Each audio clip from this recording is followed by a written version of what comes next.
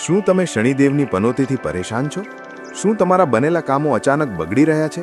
અથવા શું તમે લાંબા સમયથી આર્થિક તંગી અને દેવામાં ડૂબેલા છો? શાસ્ત્રોમાં કહેવાયું છે કે મહાદેવની ભક્તિમાં દરેક સમસ્યાનો ઉકેલ છે. અને જ્યારે પ્રદોષ વ્રત શનિવારે આવે છે ત્યારે તેને શનિ પ્રદોષ કહેવામાં આવે છે.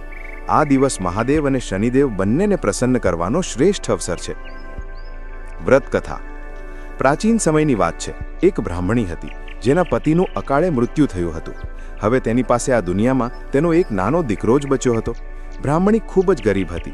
તેની પાસે રહેવા માટે પાકું ઘર નહોતું કે ખાવા માટે અનાજ નહોતું. તે દરરોજ સવારે પોતાના પુત્રને લઈને ભીખ માંગવા નીકળતી અને જે કાંઈ મળતું તેનાથી પોતાનું અને દીકરાનું પેટ ભરતી. એક દિવસની વાત છે.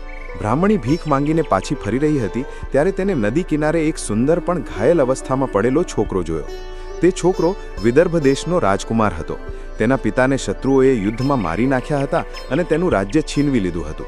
બ્રાહ્મણી દયાળુ હતી. તેણે તે રાજકુમારને પણ પોતાના દીકરાની જેમ પાળવાનું નક્કી કર્યું. સમય વીતતો ગયો. એક દિવસ તે બંને બાળકો વનમાં રમી રહ્યા હતા ત્યારે તેમની મુલાકાત શાંડિલ્ય ઋષિ સાથે થઈ. ઋષિએ તે ગરીબ બ્રાહ્મણીને જોઈ અને તેના દુઃખ જાણી ગયા.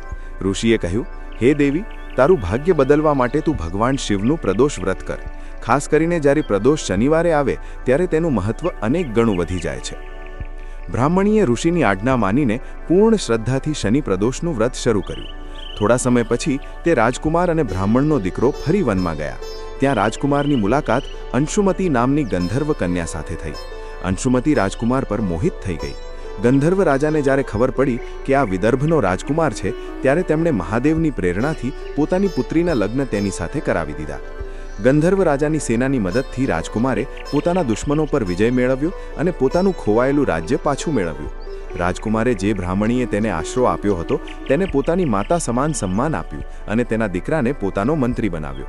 આમ એક ગરીબ બ્રાહ્મણીની શનિ પ્રદોષની ભક્તિએ એક રાજકુમારને તેનું રાજ્ય અપાવ્યું અને બ્રાહ્મણીના તમામ દુઃખોનો અંત લાવ્યો. મિત્રો, આ કથા આપણને શીખવે છે કે મહાદેવ ક્યારેય પોતાના ભક્તને નિરાશ નથી કરતા. શનિ પ્રદોષના દિવસે વ્રત કરવાથી શનિની સાડાસાતી કે પનોતીની અસરો ઓછી થાય છે, સંતાન પ્રાપ્તિના આશીર્વાદ મળે છે, ઘરમાંથી દરિદ્રતા દૂર થાય છે અને સુખ સમૃદ્ધિ આવે છે. કોર્ટ કચેરીના કામોમાં વિજય મળે છે.